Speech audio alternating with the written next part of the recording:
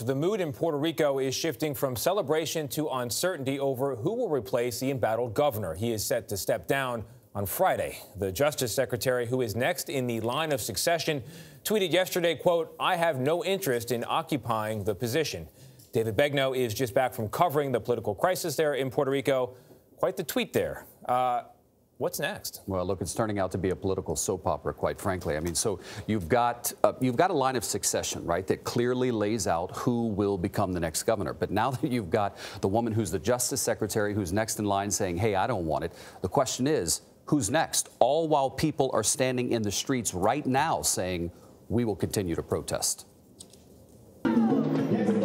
There was dancing in the streets of San Juan Sunday to celebrate the fact that the scandal-plagued governor, Ricardo Rosselló, will be stepping down on Friday. But after 2 weeks of demonstrations to oust him, new protests broke out overnight to demand the resignation of Wanda Vazquez. She is the Secretary of Justice who is next in line to take the governor's place. Law professor Carlos Ramos.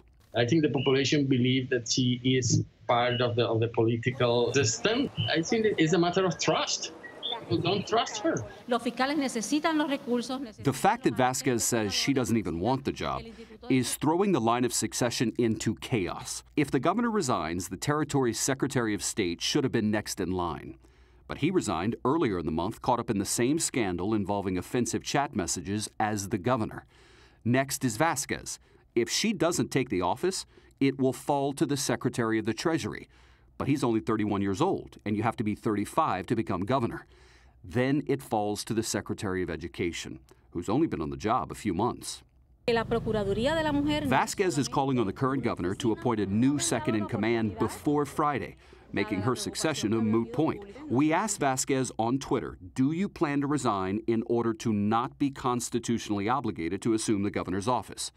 She has not yet responded. If she does not step down, she is obligated to serve. So, David, do you think the Secretary of Justice is saying she's not interested in the job but remaining and then will ultimately say, hey, it's my duty, I'm going to take the job? Look, I think she knows she's up against the headwind of those protesters who said they'll remove the governor, and they were successful in 12 days. Here are the options. She could take over, real quickly appoint a number two, then resign, and the number two takes over. Or the governor, over the next 5 days, could name a number two, basically give her room to walk out, and the new number two could step in. It's really chaos there right now. Yeah. And the governor has not said a word about what he's going to do. Yeah. Could he go back on his resignation and not resign? Is that possible?